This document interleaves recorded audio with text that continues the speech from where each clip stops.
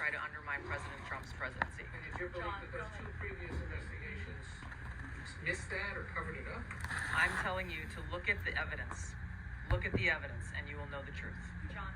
Thanks, Caroline. Thanks, Director Gabbard. You declassified these documents, if I'm not mistaken, Friday of last week, correct? We released them on Friday of last week, the first tranche, yes.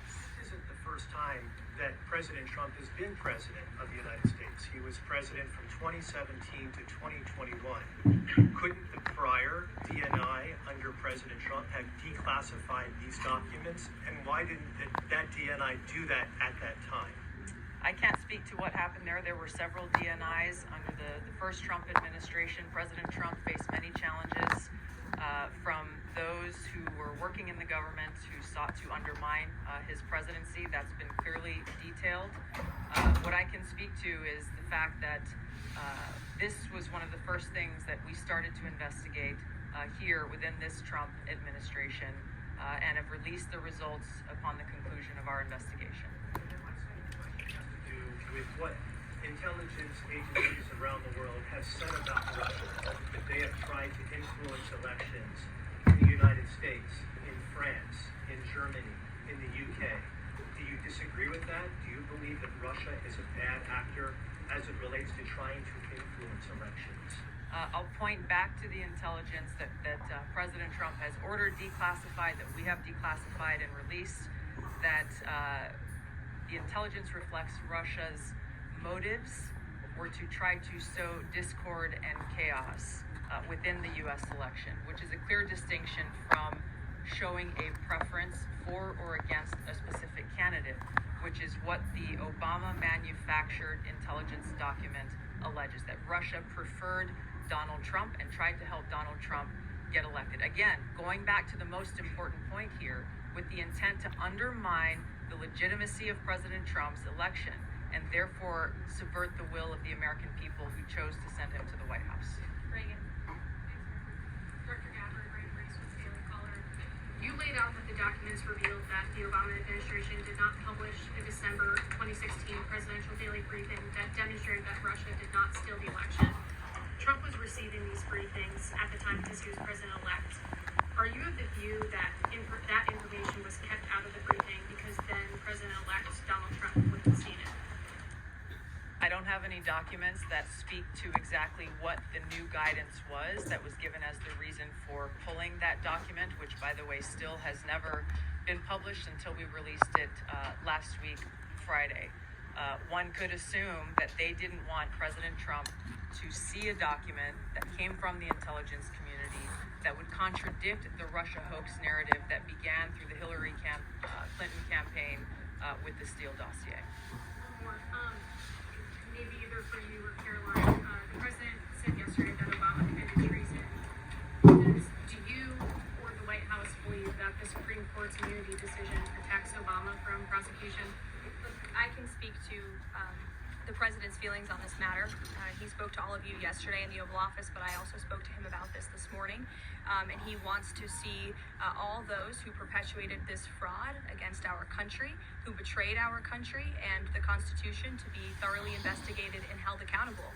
And it's been 10 years of this. And I would just add, based on everything the director has said and declassified, all of you in this room should go through it and take a look at this report and review the intelligence, because unfortunately that hasn't happened. And many of the people who perpetuated this hoax, Clapper, Andy McCabe, James Comey, and many others, have been hired by major networks in this room to go on television and continue to spew these lies, knowing that they are lies. And if you all recall, just flashback to 2016 and the years after, the entire Trump 1 presidency was embroiled in this scandal that was perpetuated by the Democrat Party. And you had major Democrat Party officials in this city, namely Adam Schiff, Hillary Clinton, Elizabeth Warren, who went on television and told the American people, Donald Trump is an asset of Russia. It was a lie. They always knew it. Hillary Clinton herself said that President Trump would be a puppet for Putin. Senator Tim Kaine at the time called President Trump Vladimir Putin's defense lawyer. Adam Schiff stated, and one of the worst things a lawmaker can do is to tell the American people, I know something you don't know, it's just classified and I can't tell you. And that's what he said. I can tell you that the case is more than that. I can't go into the particulars, but there is more than circumstances circumstantial evidence now. And not enough people in this room, not enough journalists in this country pushed Adam Schiff to say, what are you talking about? What evidence do you have? Everybody just ran with the lies, and it led to impeachments. It led to the division of our country. Unfortunately, so many Americans, from listening to outlets in this room, believed in these lies. And it's a complete scam, and it's a scandal, and the president wants to see accountability for that. Phil. Question for Director Gabbard. A spokesperson for former President Obama said in a statement earlier this week, quote, "Nothing in the documents issued last week undercuts the widely accepted conclusion that Russia worked to influence the 2016 election, but did not successfully manipulate any votes." How do you respond to critics like former President Obama and also others on the Hill who say that the administration is conflating apples and oranges here, conflating allegations of actual hacking of voter machines and allegations of interference generally? I think it's a disservice to the American people that former President Obama's office and others who are criticizing the transparency that is being delivered by releasing these documents. They are doing a disservice to the American people and trying to deflect away from their culpability in what is a historic scandal and negative action towards the American people and our democratic republic. The answer to that statement can very clearly be found throughout all of the documents that we have released. Again, showing that Russia has took action to try to sow discord in the election, but showed no preference for or against any singular candidate.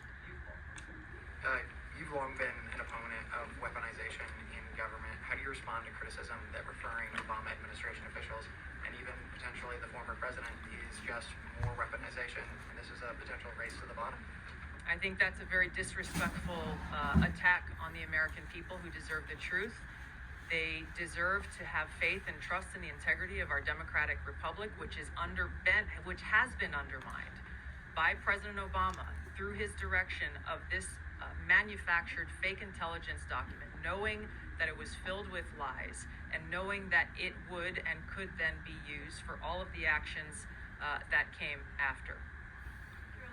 And I would just add, there needs to be accountability for that weaponization, Phil, that we've seen. And no one has been a victim of the weaponized government more than President Trump, not just because of this political scandal. You all recall his house was raided. So I think, it's very disingenuous for people to say, how dare they speak of former President Obama about this based on evidence and based on intelligence, when the former President of the United States, Donald Trump's home was raided, when he was forced to sit in a Manhattan courtroom and many other courtrooms across the country for crimes he never committed, when he was impeached and indicted, and the entire country witnessed that. That's the weaponization of justice. Now the president is back because the American people see the truth. Nearly 80 million Americans reelected him back to this office, and he believes that we need to have justice and accountability. And I think the nearly 80 million Americans who reelected him agree with that. Caitlin. Thank you, Carolyn. Two questions for Director Gabbard. Just on this, Director Gabbard, you referenced the past intelligence reports and assessments on this, including that 2017 one that was signed off, as Ed noted, by every Republican on the Senate Intelligence Community, including the acting chair of the time, now Secretary of State Marco Rubio, who said in a statement that they did not find any evidence of Russian collusion, but they did find, however, is very troubling, and they found irrefutable evidence of Russian meddling. One, are you saying that he's wrong in that statement that you made then? And secondly, what would you say to people who believe that you're only releasing these documents now to improve your standing with the president after he said that your intelligence assessments were wrong? Well, first, I want to correct something that you stated, which was citing the Senate Intelligence Committee's report as being one and the same. I think you said the intelligence community. The Senate Intelligence Committee has a very different function than the Office of the Director of National Intelligence. The evidence and the intelligence that has been declassified and released is irrefutable.